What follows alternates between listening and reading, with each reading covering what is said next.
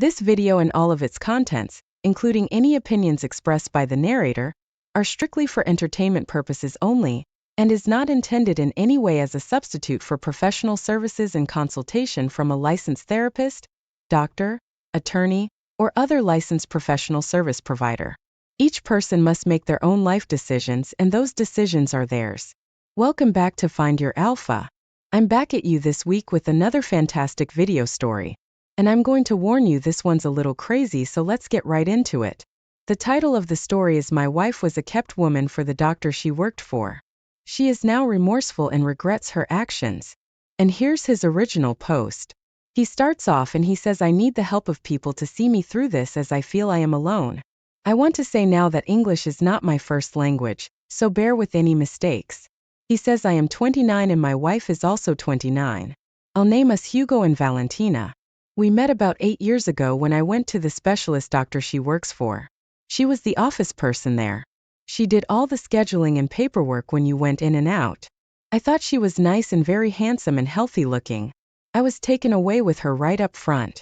That's going to be a problem because you can already see that he's looking at her in a different light. He said I asked her if she had a man and she said no. So I asked her to go to coffee and she declined but was polite. I said okay, sorry for asking, and she said that was all right, no problem. And thank you for asking me, kind sir. I had to go back to that specialist doctor 3 more times over the next 5 weeks. The next time I went, I was friendly when I entered and checked out but did not say much to her because I had embarrassment from the first meeting. I noticed though she tried to make conversation with me and to get me to talk to her. But I didn't, as I kind of felt like a foolish man with embarrassment. The next time I went she greeted me warmly and asked how my weekend was and what I did for fun. She said she was all alone at home and just read a novel all weekend. I told her I went to the gym and to the new auto show both days. She then asked me a lot of questions about my workout and about the cars I like. I talked to her out at the desk for a long time, until I was called back to see the doctor. When I left she was on the phone with a customer patient, so the nurse lady checked me out. But before I left the office, Valentina put her hand over the phone receiver and told me goodbye Hugo. See you next time. I thought, this girl is now seeming to have interest in me for some reason. It was all flattering and such, but I thought, I wonder why now? Why did she have this heart changing so quick? The next time I went in, it was my last visit there.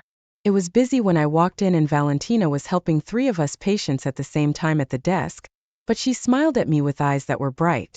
When I left I told her I was all done there and would not have to come back.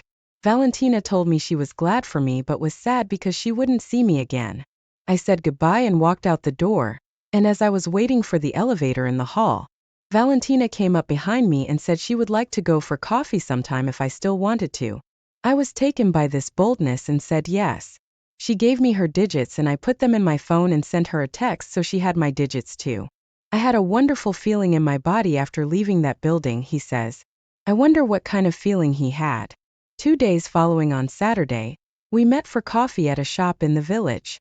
We enjoyed each other's company and I could sense she was really feeling it for me, and I know I absolutely was. We stayed there and talked for over 90 minutes and then went out and walked through the streets and grabbed a pastry to share on a bench there. Valentina invited me to dinner at her place. I accepted and she kissed me on the cheek. When we parted I was quite happy. I mean, the day went magnificent. But she being the one who kissed first was pleasant but surprising. So that night I went to her place for dinner and could not believe it. She lived in a beautiful flat in the most costly part of town. I thought, now wow, how does this girl live in such a place? As an office worker in medical, he says, with 3 question marks. Now that's a big red flag. Now it may not be anything. Maybe her family's rich and they put her up in that apartment. But you gotta dig into that a little bit more to find out how she can afford that. She prepared great food and we enjoyed ourselves over dinner and a couple glasses of wine. After dinner we were in the sitting room listening to music and talking, and Valentina started kissing me and made it clear to me right there that I was the one she wanted that evening. I was very surprised at this and thought to myself, this isn't what I signed up for, at least not that night. So quick in one day. Yes, that is a big red flag. Because you just really met this woman. She just met you and you went on your first date, you know, where you walked around town for a little bit and talked for like 90 minutes, and now all of a sudden she wants you that night. Sounds good, guys, but you always have to step back and say, I wonder what's going on here. If it's just a hookup, that's a different situation. But if you're thinking about a relationship with this woman and she's doing this, you gotta question it. She calmed down and we embraced and just talked the rest of the night. But she made it known to me that she was ready for being physical when I was ready to take that step. I left there feeling really good about my esteem. But I had a little doubt as I thought this all seems a little bit too good to be happening after just a short time together. Yes, it does. Well, we were intimate the next time out together. From there we were steady as a couple and got engaged for matrimony 8 months later. And then married the following summer after being a couple for 16 months. Now, I put a thumbs down there because I think that's rushing it. Now I'm going to get feedback from guys out there that are going to tell me, oh, I met my wife and we got married 90 days later and we've been married for 40 years. Yes, those kind of situations can happen. But most oftentimes what I see when people rush into marriage, there always seems to be big problems. So my advice is don't get married, but if you do, don't rush into it after marriage. We bought a modest but very nice home in a good part of the city. There we conceived our first child, a daughter who was born 10 months later, and our second child, also a daughter, born the next year. Everything was very great in our marriage life. Extreme love for each other, passion that was never a dull moment, and the most beautiful and loving children. Also, with my salary and Valentina's salary, we had our home more than half paid after 5 years. I could not have been more happy if I had written this book myself, but sometimes things are not as they appear on paper. One day at work I got a call from a young woman who said she was the daughter of the doctor Valentina works for. She said she and her sister wanted to speak with me urgently and it's important. I asked if something was wrong with my Valentina and she said no. Health wasn't a problem here. But there was something they felt that I needed to know. And don't tell Valentina. Okay, I thought, what's up here? So I agreed to meet with them at a cafe the following afternoon as I was very busy the day she called. So I get to the cafe and there are these 2 young ladies sitting at a corner table. I notice they are progressive girls who attend university with dyed hair, face piercings and tattoos. Okay, that's not my cup to drink. I think he met. That's not my cup of tea. But each person makes their own decisions, right? I bought them a coffee and we started speaking. I asked, why do you ladies want to talk to me? They wasted no time and the older girl tells me their father, the doctor, has been having an affair with my wife Valentina for years, many years. I had anger and told them both to hold things right there, that I would not tolerate them soiling my wife's honor in this manner. And I got up to leave the establishment. Then the younger girl told me to please wait, sir. She said she had something she wanted to show me.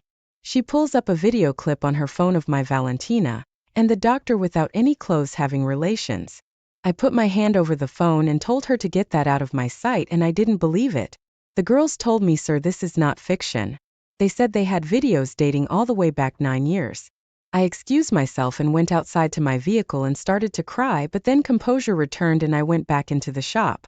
I asked them what the date of the video was and it was from before I met Valentina. I got hope hearing that and then asked what is the most recent video. The younger girl said the most recent video was from 15 months ago. So this happened during the marriage. I asked her to show it to me and she did. It was Valentina accepting the doctor through another part of the body for which she and I never explored. Oh boy. Seeing that, I told the girls I had to leave and would be back in touch with them. I drove to the church parking lot nearby and sat there in my auto crying for a long while. Then I got myself together and went home. I tried to be normal, but Valentina and my girls noticed I was not level. I got through the evening and the next day I told Valentina I wanted to take her to dinner that night and to arrange for the daughters to be watched by her parents. She was happy about this and looked forward to our evening. That day at work, I called the doctor's daughter who first reached out to me and asked if I could get the videos. She said they were too big to text or mail to me, but she would put them on a drive and give me the links to the drive where I could access them and play them on my phone or computer. She sent me the links and I did something I shouldn't have. I started watching them. I became so upset after watching just 2 of them that I had to leave work and went home to watch the rest. What I saw will never leave my mind and was total sickness. To my surprise, Valentina came home just after noon and was not in her uniform. She was taken away at seeing me home and I was taken away seeing her there.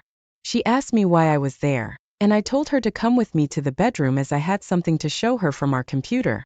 I pull up one of the videos and play it for her. She right away started crying and ran onto the porch. I go out there and she tries to embrace me, but I keep her away and ask her to explain this. She keeps crying and I yelled at her to explain herself. All she could say is she didn't know. I asked, what do you mean you didn't know? She said she didn't know why she did what she did. But she has great shame and total remorsefulness for her actions. She couldn't speak anymore from crying, so I left her alone at the house and went out for a long drive. I drove down the expressway, ignoring her attempts to reach me. Finally, after driving an hour, I answered her call and she asked me to come back. I said I would only go back if she explained everything to me from the start and she agreed to that. So I drove back home, which took nearly 2 hours because of work traffic. Okay, here's the hard part for me. Valentina explained that she has been having relations with the doctor ever since 2 months after she worked there. She said at first she was in love with him, but then it became just a physical thing. Yes, she liked it. She said the doctor encouraged her to date me as a cover for their affair, and she continued to have full physical relations while we were dating. So this doctor is an absolute scum. He's an absolute dog. But this woman was an adult and she went along with it, so she's just as guilty if not more guilty because she's the one who's married to the OP. She said she fell in love with me and that made the doctor mad and he was going to fire her, so she continued having full relations with him until we got engaged. She said since that time she has only done things one way with the monster doctor, and always with protection, and has never done anything with her reproductive or oral parts. Since except with me, I ask you, does this even matter? No, it doesn't matter because what she was doing with him was totally disgusting. She should only be doing that with you. And do you really believe her that that's all she was doing? I for one can't believe anything she's saying. I asked her if she was still having these sick relations with this man and she said no, they ended completely 13 months ago. Valentina said even before they stopped completely, they only had physical relations 3 times during the last 2 years of their affair. She then told me she had been let go from her job 2 weeks ago, as was his 2 nurse assistants, as the doctor shut down his practice. Valentina said he is paying her and the nurses for 6 more weeks, but then she will get no further income from him. Since getting fired, she has been leaving home in the morning in her uniform, but then comes back home after I leave to change clothes and go out to look for jobs. So she's being deceptive there as well. She said she was offered a job just a kilometer from home, but the pay is less than half of what she was making before. Valentina begged for forgiveness, saying she was done with the doctor forever and away from his evil curse. She said she knows she did wrong and will be a totally dedicated wife to me for the rest of her life. She asked me if I was completely satisfied with her before finding this terrible news out, and I said yes, of course I was, but I didn't know what you were doing with the doctor under my nose. She said she has a sickness and wants to be cured of it and asks if I would go with her to see a mind counselor. I told her no, I don't need to see a quack. He says but she should see a quack as she definitely has major problems beyond what I've ever heard one to have. Valentina then said she has thought about everything and that if I divorce and force the sale of our home, she will be forced into low-rent housing. She asked if I really wanted to see our daughters live like that. See, she's trying to guilt him here. I told her of course I don't, but I can't be married to her. I could never be married to a bad woman like that who used her body for money like a common ST woman. Valentina begged me not to tell anyone yet.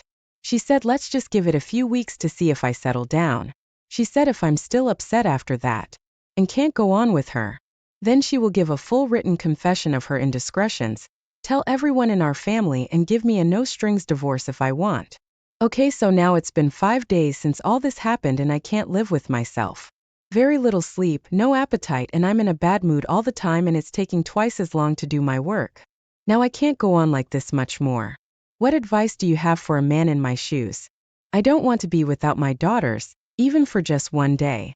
I don't want them to have to live part of the time in a lower rent district where there is more crime and bad influences of people. Last of all, and he says this in capital letters, I do not want to be married to my wife. What are your suggestions, Hugo? So that's the end of his original post, and now we're going to take a look at a few responses he got back from the community. But before we do that, I want to remind you, if you're liking what you've heard so far, hit that like button. That will help get this video seen by men and women across the planet. Now let's take a look at some of those responses. The first one is from a guy. He says you first need to get full STD testing, then DNA test your kids, get a good lawyer and divorce this woman. I really feel bad for you and your daughters, but you will get through this and you will come out stronger in the long run. You need to sever ties with her, or you will live in misery, and with regret for the rest of your life. You're young and have many good years ahead. Yeah, the guy's only 29. Remember that. Next. This response is from a woman, she says. I am so sorry to hear about your situation, and have said a prayer for you and your daughters. This is a tough decision on your part, as I can understand you not wanting to be separated from your kids even for a day. Yeah, that does make it tough, man, because in a divorce, as a man, you're likely never, very rarely, let's say, going to get full custody, and at best you're going to get 5,050 custody. So that means you're going to not see your kids for 50% of the time, which is tough. I feel the same way. This woman says that all said you need to get away from your wife for what she did. Will eat away at you daily. My husband cheated and I tried staying with him for the kids but just couldn't do it. Good luck. So this woman was cheated on, she tried to stick it out and she found out she couldn't do it either, and I don't blame her. She needed to get rid of that guy just like this guy needs to get rid of his wife. Next we have another response from a woman. She says, I ask everyone on here to hear me out before you start berating me. Hugo, your wife is a terrible person for what she did, but people can redeem themselves. As it says in the good book. She realizes what she did was wrong, accepts accountability, and is seeking treatment. If I were you, I would see how she responds to therapy and then make your decision. You may be able to rebuild your marriage better than it was before. No, he will never be able to rebuild his marriage to better than it was before. It will never be better than it was before. The marriage really is over. And finally, we've got another response from a guy. He says, my friend, I was you 9 years ago with my ex-wife. Thankfully, we didn't have any children, but we're in the process of trying when I found out that she had been having an affair with her married boss for years before we were married. And the affair continued right up until the day I caught them. I was devastated and nearly had a nervous breakdown, but I've come through and you can too. Wow, these stories like this are really disturbing, man. And now he's got a series of updates. The first one was from 18 days after the original post. He says, I have an update for everyone who's been waiting patiently for my response. I went to get a disease check and I am clear of all studios. No problems there. I next took my girls and got the DNA tracing done, and it came back that I was over 99% sure I was the father. I already knew this as they both look just like me. I've also gone out and retained a litigator. Now what he's talking about there is an attorney, but I've not yet decided on whether to file for divorce from Valentina. He is advising me on how to proceed whether I divorce or not. It's expensive, but it is worth the investment. One thing he recommended is to have Valentina give a full written confession with complete details now. As a requirement for me staying at least temporarily, I approached Valentina on this and she agreed to do it no problem. I also got copies of each of the videos from the doctor's daughters and have those. My representative said we now have all the evidence we need to prove infidelity in the event my wife tries to lie about it if I file for divorce.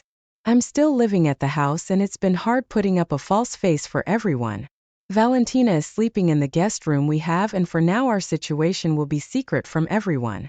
I can't stand to look at her, and she has agreed to keep a distance from me when the girls are not with us, and so far she's been good about it. She says I can take as much time as I want and she will be there for me whatever I decide. She says she's not going anywhere and she loves me only. He says, yeah, right. I want to divorce now, but I don't have a solution to being able to see my girls every day, and for how I can keep them living in this good neighborhood. That is my biggest worry of why I haven't gone through with it. I'm racking my brains out trying to find the right solution to this problem. Any ideas? My ears are open to all suggestions. Hugo. So that was his interim update, and now he comes back with a final update. And this final update took place 9 months after that last update he just gave us. He says, thank you all. Thank you, thank you, thank you. I appreciate all the advice and the well wishes each of you have given me through this terrible process. I found a good solution to keep my kids in a good section of town and still be able to see them as much as I want. Let me now explain. My in-laws are wonderful people. I wish Valentina had their morals, but she doesn't. They've lived in the same house for 34 years since they got married at age 18. Yes, that's right, 18. They had and still have much love for each other. They live in an area that was once very nice. But over the past few years, the government has been settling immigrants in their neighborhood. I have no issues with immigrants settling in our country, but most of the people the government has put there are young unemployed men who don't speak the language. Since then, crime has gone up terribly and many of the residents are afraid to walk on the streets of town. Now, not all of these men are dangers, but there are some real bad apples there. Now let me explain how this solved my situation after a month of living with Valentina after finding out about her and the doctor. I told her it was time to tell our parents. She agreed but was sad and had very much embarrassment and remorse of her actions. We told my parents on the phone and they were very sad about this whole ordeal. We then went over to her parents' house and they were just completely distraught and cried with many tears. A few weeks went by and I made my mind up that I couldn't live like that with Valentina anymore.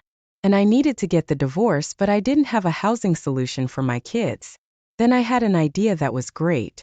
What if my in-laws sold their house and bought out my half of our house and moved in with Valentina? This way my girls could still live in the house and I could visit often, even every day. I pitched this idea to them and they were all for it. But Valentina rejected it and was sad because I wanted to divorce. She begged me for days but I said no. I explained to her this is a great solution and gets her parents out of a bad area and lets our girls and her live in the wonderful home we built. Valentina finally agreed and my in-laws sold their home to the government for a road widening. I have since moved into a flat just 1.5 kilometers from our house and I've given my litigator the approval to file for the divorce. It's going to take 5 more months to get completed, but my mind is now at ease. I have a solution for my girls and in-laws, and I now have a plan myself. My life is good again and my mind has almost returned to normalcy. I would now like to answer a few questions first. The doctor's daughters are actually good people, even though they don't look like it, he says. Their lifestyles are not for me, but everyone is free to do what they want, right?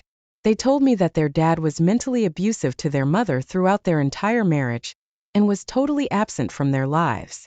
When they got older, they begged their mom to leave him, but she didn't, even though she was miserable.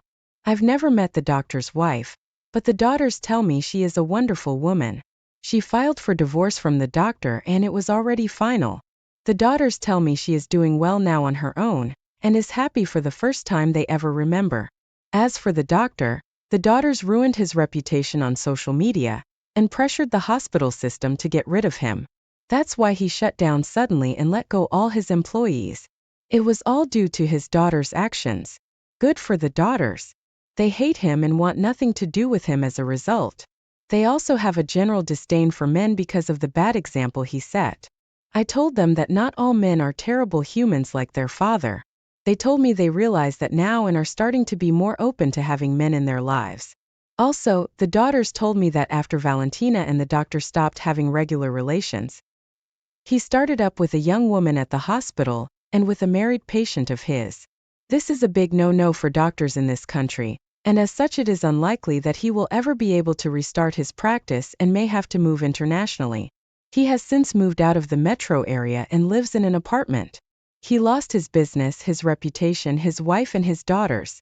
I should have suspected something was wrong when I saw that Valentina's salary was more than twice that of what a normal person gets paid for that kind of work, but I thought she must be doing a good job.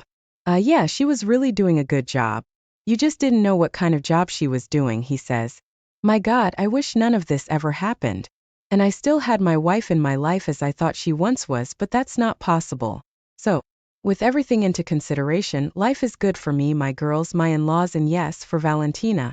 Even though I will never be her man again, I am at peace now and once again look forward to getting up in the morning.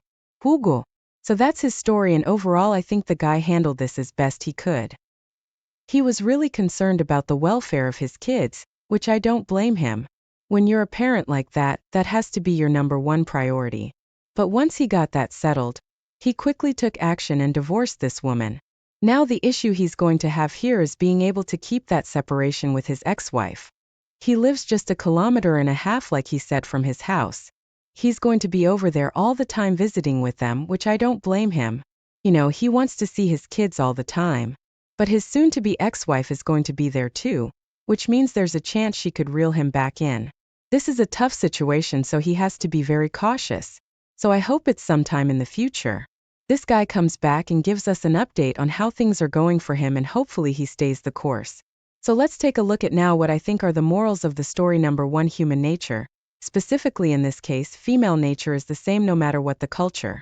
You can tell this guy lives in another country, maybe it's in Europe, maybe it's in South America, who knows, but it's obviously a different culture. But you can see female nature is the same all over the world. Next, many men make the mistake of rushing into marriage without thinking through what happens if it fails. You know, the divorce rate is well over 50%. So if you just go into marriage thinking, oh, you know what, it's going to be different with me, that's very stupid, because you should be thinking, okay, if I'm going to take this step, what happens if it goes left of center and I end up getting a divorce? What's going to happen to me? What's going to happen to my finances? And most importantly, like in this guy's case, what's going to happen to my kids next? Never stay in a miserable relationship. Look what happened to this doctor's wife. She stuck it out with him for years, and the daughter said she was always miserable.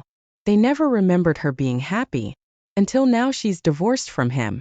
So why stay in a miserable relationship? It doesn't make any sense. Next, you can't trust anything a cheater says about any subject. This woman in this case had been lying to this guy ever since they met and continued to lie all the way through until he caught her and confronted her. Next, fathers are very influential in the lives of their children, so if you have kids, be present and set a good example for them. Don't be like this doctor and be, mentally abusive to your spouse and also not being present for your kids, because look what happened to his daughters. They're rebelling now, they're in college and they're doing all these crazy things to themselves, and they don't like men. That's because they look at all men like their father. And not all men are like their father. If you're a man with children, you got to make sure that you are present in their lives and you set a good example for them. I can't stress that enough. And finally, as I say on all these stories, once cheating has occurred, it is always best to immediately end the relationship and move forward with your life in a positive way. So those are my thoughts on this, and now I want to hear from you. What did you think of this story and how this guy handled the situation? Would you have done something different, or do you think he did a good job here? Also, if you've ever experienced something like this, tell us about it in the comments. We'd love to hear from you.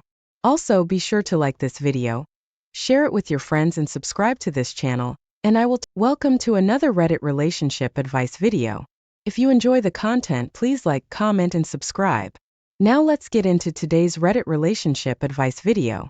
Today's Reddit story is called My Fiancé Had It Threesome with My Best Friend and His Partner. Hi everyone. I have been reading your messages since D-Day, and I saw a few people say they're like me. They lurked for some time but felt that it was important to share their experiences for their own sanity, and to hopefully help others as well. So here I am. I'm sorry this is going to be very long. I really need to get this off my chest. This is making me very nervous. Just writing this, so please bear with me. I, 32 male, met my fiancée, she's 28, 3 years ago. At the time I had just gotten out of a full-blown narcissistic relationship. I didn't even know what a narcissist was before then. Most of you know the horrific nature of that relationship, so I won't go into detail, but I will say that I lost my home. Dog was left in debt, extremely traumatized, and had a complete breakdown. There was also 10 pages of a police report for good measure. I wound up living in a shed on my best friend's property, while I tried to get my life back together. I met my fiancé on Tinder. I know, not a good idea, and we seemed to hit it off quite well. I told her what I was going through and she said she was previously engaged, but called it off due to it not working out and some trauma herself. Went on a few dates and ended up sleeping together. She was living with a friend at the time who got very cold toward me, and red flag number 1 popped up that they were actually sleeping together, and he had gotten jealous that she no longer would put out and wouldn't let me in the house. I was also quite anxious for my first time dating and completely ignore the fact that this girl was going on multiple dates and essentially using guides for validation. And free meals. Big red flag, I know, but because of my previous experience, I really was just grateful that someone even liked me. She had not been working for over a year due to some issues at her previous job and seemed to be stuck in her bed for days at a time, and would only go out if it was with me and I suppose other men. At the start I told myself this girl is just as broken as I am, but I know how to fix this because I've gone through the work, so it's okay. She ended up moving into this tiny shed with me so we could actually be together. Only after 2 months. At first I was surprised, but I was also relieved that this girl wasn't just after money or status, and I felt she genuinely cared. Any girl who was willing to be in such uncomfortable living conditions, just so we could be close, was amazing to me. At the time when I was moving her things, she barely lifted a finger. Her and her ex stood there discussing what to keep between them while myself and my best friend loaded everything. Her cat had also just given birth to kittens, which she did not want to give away but said she look after them. Problems started almost immediately when I went to work. She would spend all day in the shed and not leave. Wouldn't speak with my friend, his partner, or help around the house when I get back. The cat litter was never emptied, so the shed smelled horrible each day. Her reason was she was extremely anxious and depressed and just didn't have it in her to motivate. There were small bursts of improvement followed by the same pattern. I continually told her the best thing she can do is to get out and just go for a walk and talk to herself. This was not in a city, but a town of 1,000. So lots of space to vent, relax and focus on self-healing and growth. But she never did. Fast forward another 6 months and I had found us a house to live near the beach. I had regained my self-worth and was doing better at work. The same patterns continued. She would not clean or cook or pick up after the cats.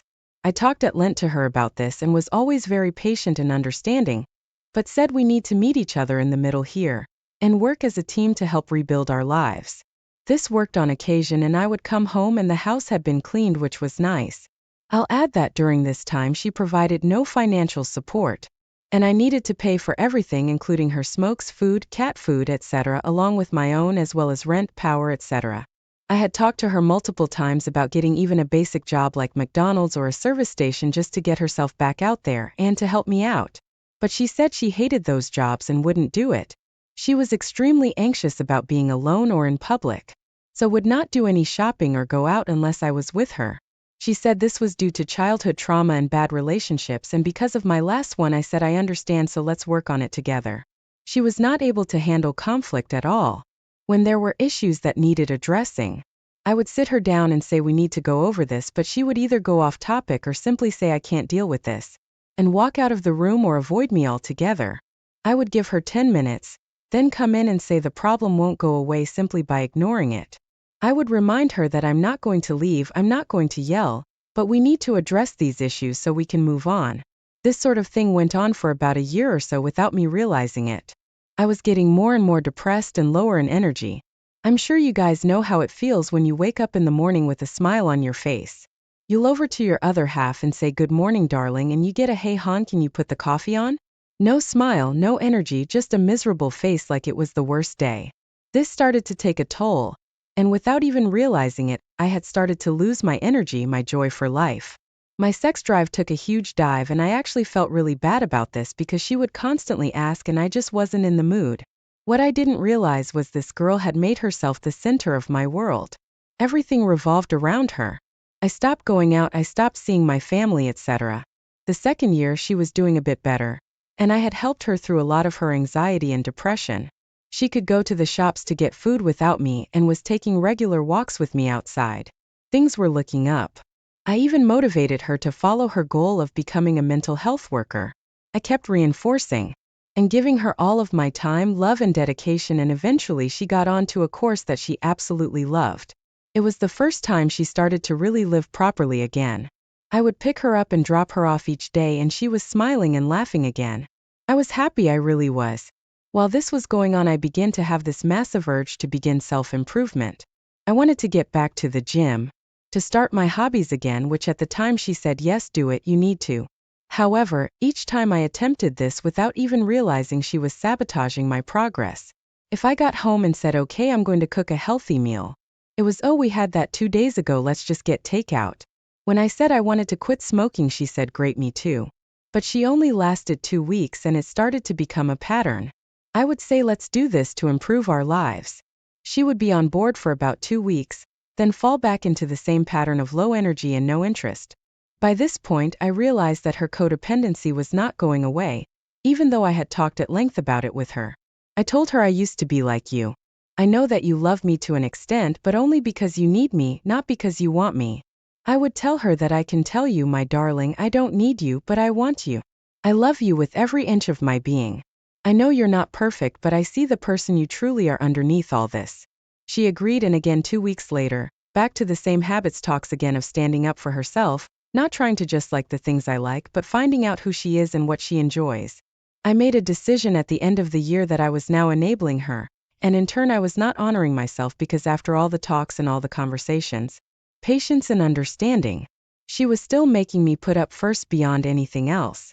I took her for a walk one day and said, I'm going to move into my brother's house and you're going to get it flat on your own. One of the biggest reasons for this was that I always felt so underappreciated for the things I did for her. All the cooking, cleaning, taking care of absolutely everything in our lives. I said that the best thing is for you to find it flat.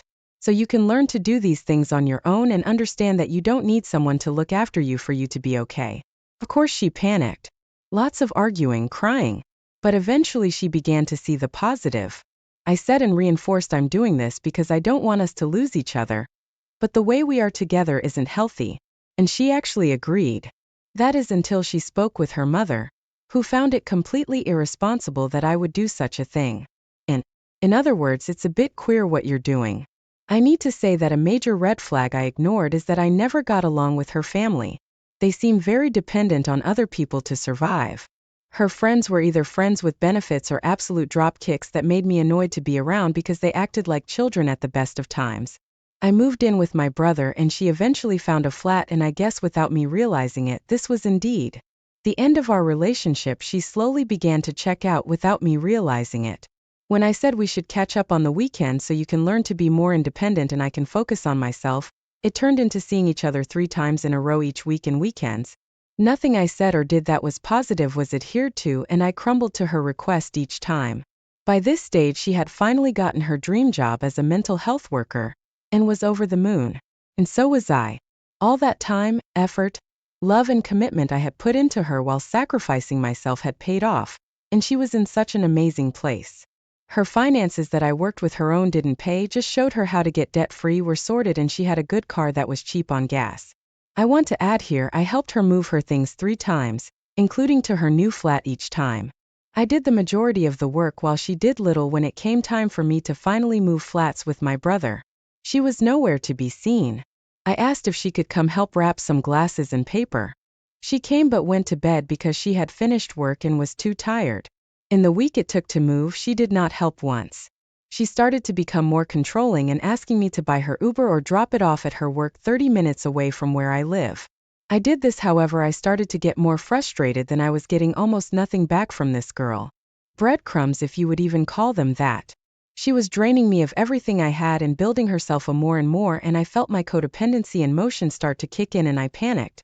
I explained over 2 months to her how I was feeling neglected and used, but she ignored it completely. I sent her a massive message where I was as blunt as anything so she knew exactly how I felt. And when I asked, how do you feel about this, she simply replied, I'm angry at this, and began coming up with reasons why this wasn't the case at all. It came to a head when my best mate invited us on a trip away, and I told her I really didn't want to go with him. I said, was having issues in his relationship, and all her interactions was making me feel very uneasy about the situation. Frankly, I just didn't trust him to have good judgment. But she insisted and I once again caved. As dumb as it is, what set me off on the drive up is her refusal to let me play my own music in my own car. This told me that no, she didn't care about anything I had to say, or what I was feeling. It was still all about her. I lost it that weekend. 2 years of being taken advantage of and being more patient than a ST, and I blacked out on tequila, and according to my mate treated her like absolute and said horrible things. I hated myself for it. That's not who I am, but I couldn't see that. I was so stressed and unhappy and not being heard that I finally popped. She came over to my flat one day and said, I'm really upset at the things you said to me, so I'm going to go to your best mate's house and you can't come. I said that's not okay. She said it's not to see him but his partner. We get along really well now. They used to hate each other. She said I need a girls' night and just have some fun. I told her this made me really nervous, as when I was younger 2 of my close friends had a threesome with my then girlfriend and lied about it for months. I told her this and she said, I've told you over and over I'm not like your other girlfriends, you can trust me, hon. I called my mate and he said, don't worry, I'm not drinking, it'll just be those 2. So the day comes and she goes off, messages me throughout the night and says, I love you so much, my darling. I can't wait to spend the rest of my life with you. She said this while she was cheating on me. The next day I knew something was off. She came over to my flat and I had already started drinking from pure panic.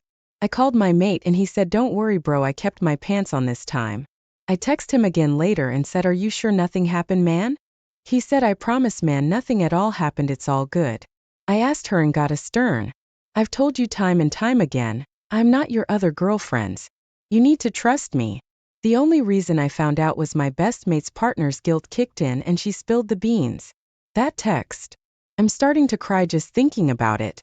That text broke me in ways I didn't know was possible.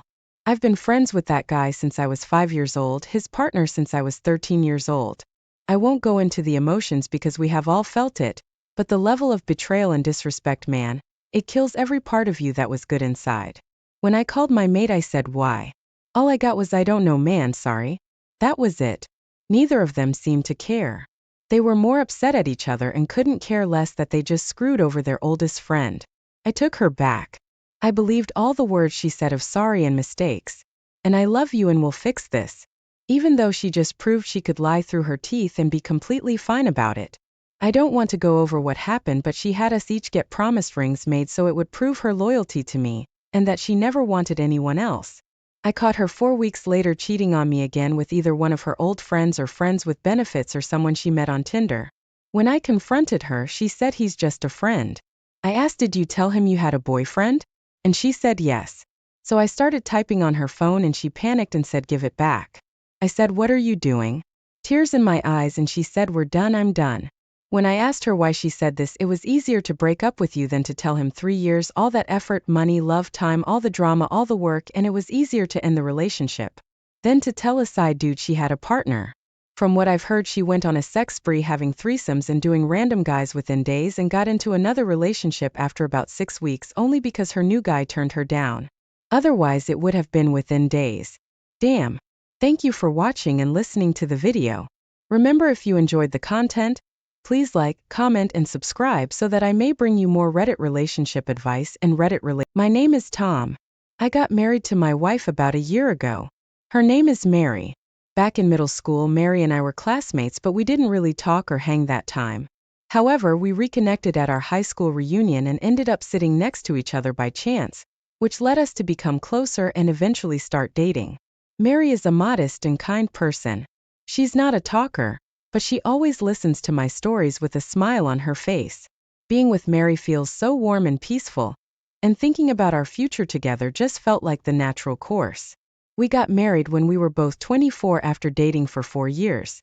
Our peaceful happiness continued after marriage, and we recently celebrated our first anniversary. I work as a typical office worker and Mary is a nurse. One Friday night after work, we met up at the restaurant where I proposed to her. "I'm sorry I'm a bit late. I changed my clothes in the department store's restrooms." She showed up about 10 minutes late wearing a lovely beige dress. She probably changed after work since she normally wears casual clothes to her job. "No problem, shall we go in?" I love everyday Mary, but being with her all dressed up for a special occasion made me a bit nervous and excited. The food and drinks were as delicious as they were a year ago, and chatting together felt even more enjoyable than usual. In this way, I was very happy to be able to celebrate our first anniversary together.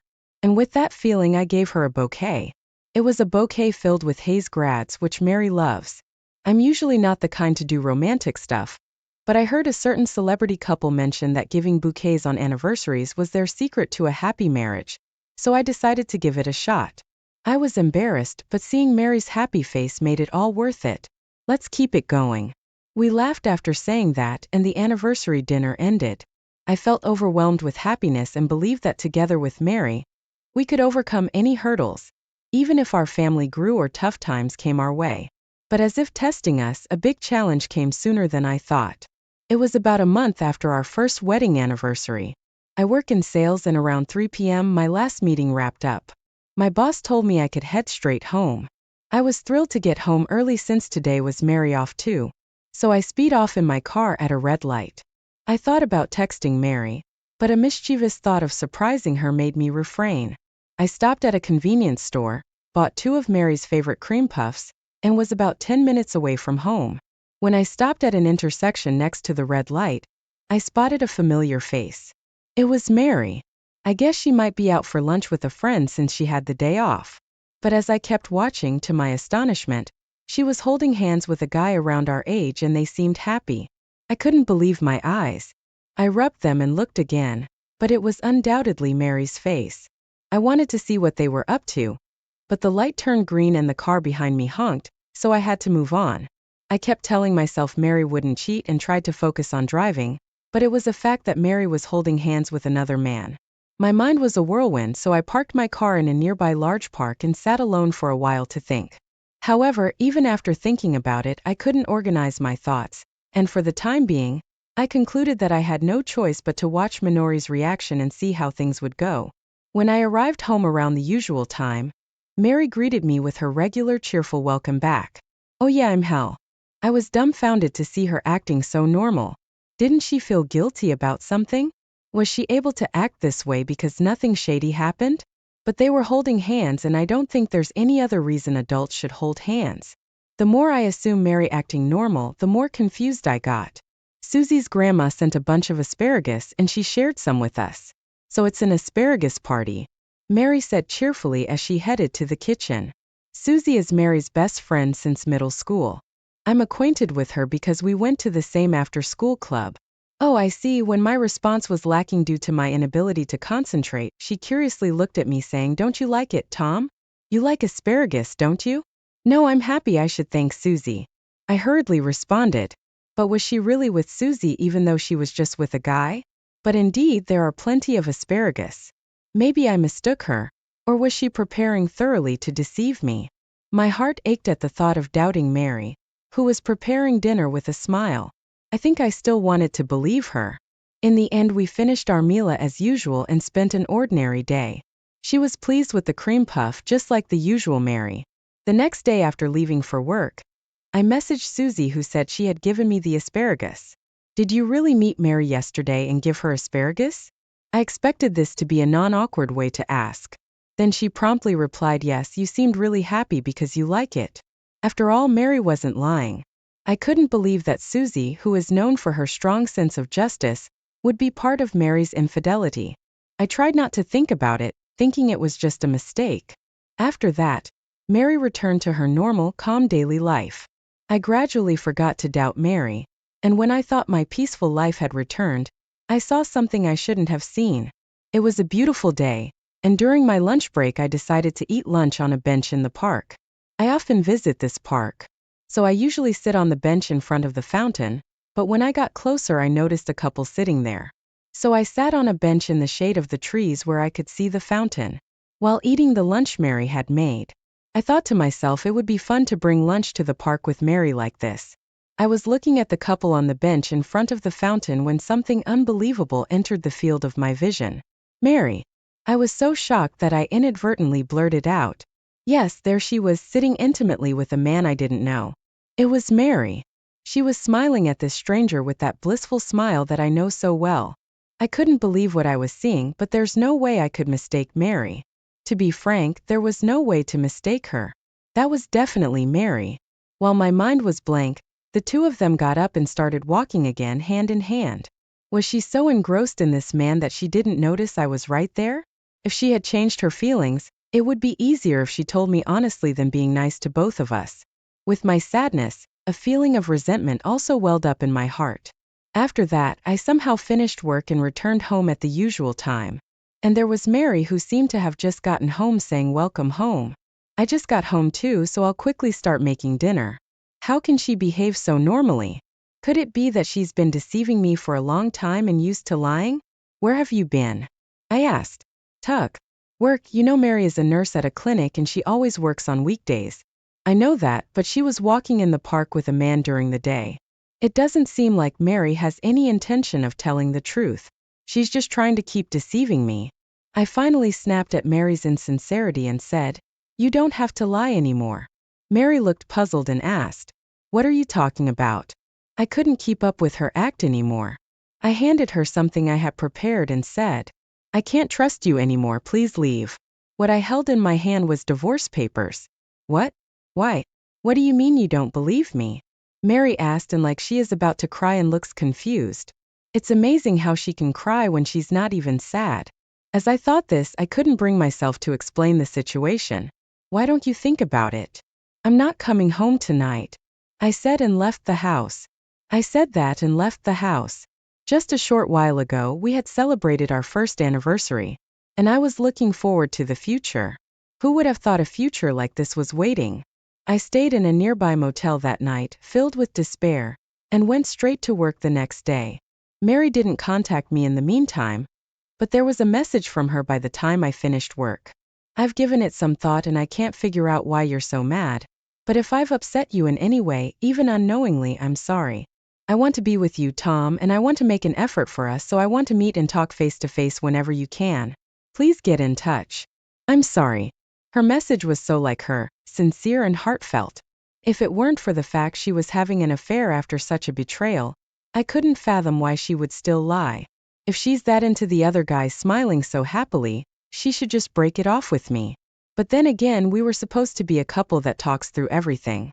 Maybe it's not good to keep running away without talking. I was starting to think that maybe I should calm down and consider this too. What I've seen, what I've felt. If I share everything, maybe Mary will also open up. However, as much as I want to, I can't imagine us living light before knowing about the affair. Thought I simply replied, all right, I'm coming home tomorrow, and from Mary. Thank you, was the reply I received, spending the rest of the day in the business hotel I had booked the next day. As soon as my work was done, I had to meet with Mary. I was a little nervous while working. I had a meeting near the park where we were the other day, so I went to the park out of habit. Once I got there, I thought I should have avoided this place to avoid remembering the unpleasant things. But I had already parked my car, so I decided to quickly grab something to eat and head home. So I headed to my usual bench. As I was carrying my lunch from the convenience store to my usual bench, there was a couple sitting there. My heart thumped heavily. I felt like I could barely breathe. Suppressing my racing heartbeat, I passed in front of the couple and sat on the bench where I sat the other day. There, I timidly looked at the couple's faces, and as I expected, it was Mary. My mind went blank even after I had pushed for divorce and she had tearfully said that she couldn't believe it and apologized as I was running away from home, promising to talk things through today. In the midst of all this, she was happily having an affair again. I couldn't understand at all what Mary was thinking. Sadness, anger, various emotions welled up inside me. But I might have also felt something like fear because I couldn't understand the meaning of her actions.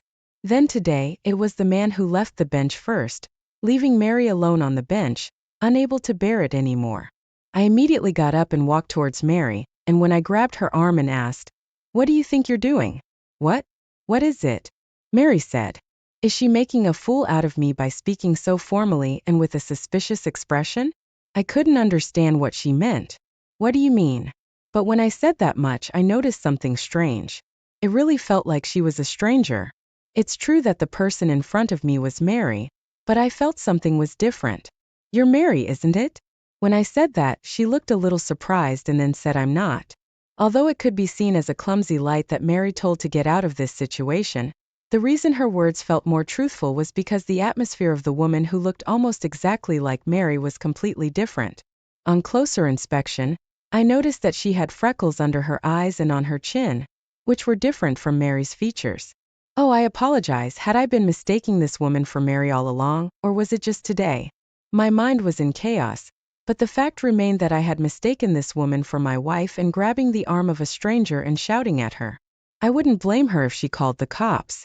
I apologize, I mistook you for someone else. As I bowed deeply in apology, she made a surprising statement.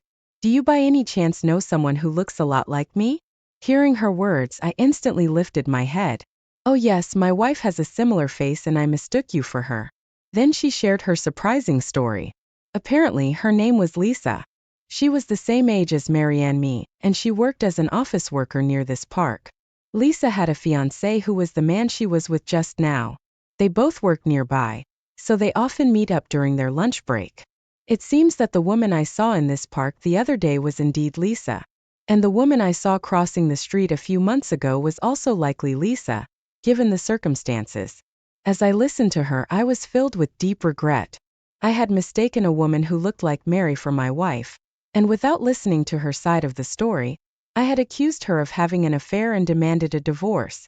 I needed to apologize, but I was aware that the emotional wound I had inflicted on Mary might not heal easily. What have I done? I was so filled with remorse that I buried my face in my hands, momentarily forgetting that Lisa was there.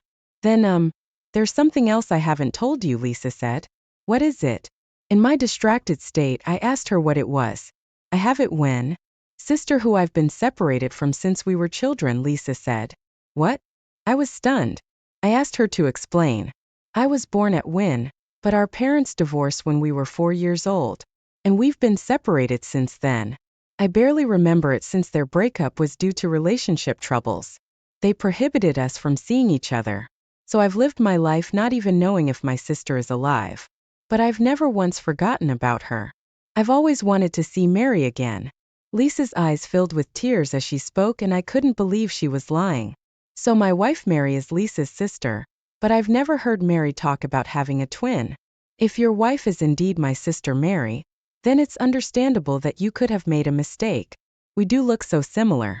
Hearing these words gave me a bit of relief, but it doesn't change the fact that I hurt Mary by hastily assuming she was cheating because of their similarity as twins.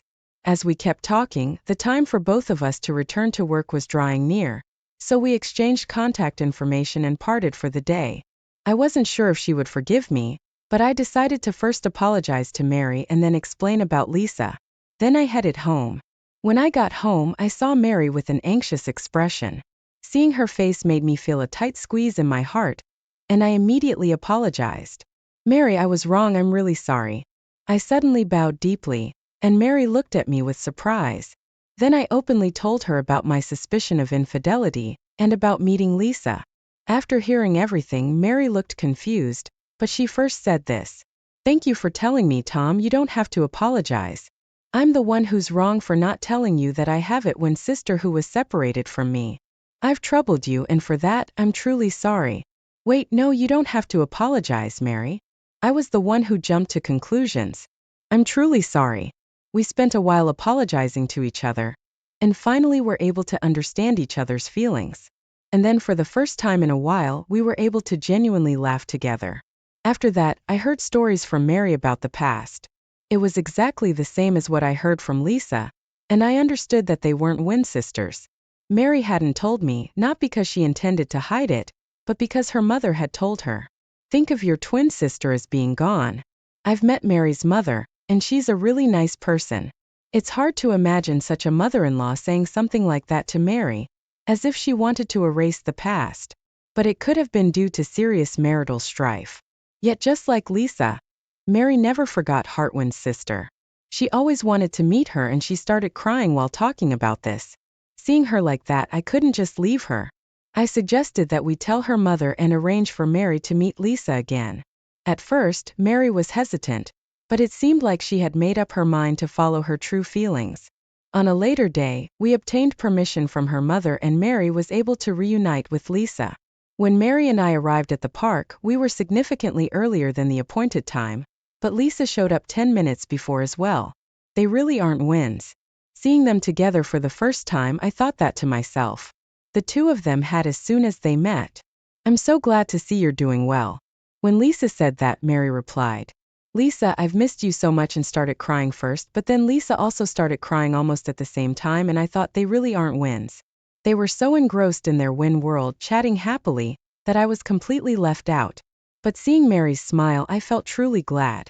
If we hadn't met Lisa, we wouldn't be sitting on this bench feeling so at peace. Thinking that seeing the two of them so happy filled me with joy. Ever since then, Mary and Lisa have been meeting frequently, and a few months later we were invited to Lisa's wedding. Seeing Hartwin's sisters so radiant, Mary was moved to tears of joy. A year later, when Mary and I had a baby, Lisa often came to visit and cried tears of joy. I'm not at Wynne, so I can only imagine the depth of their bond. By just watching them, I feel a sense of shared happiness. The period when I suspected Mary of cheating was a dark time for both of us. But if it was a hurdle we had to overcome to reach this happiness, then perhaps it was a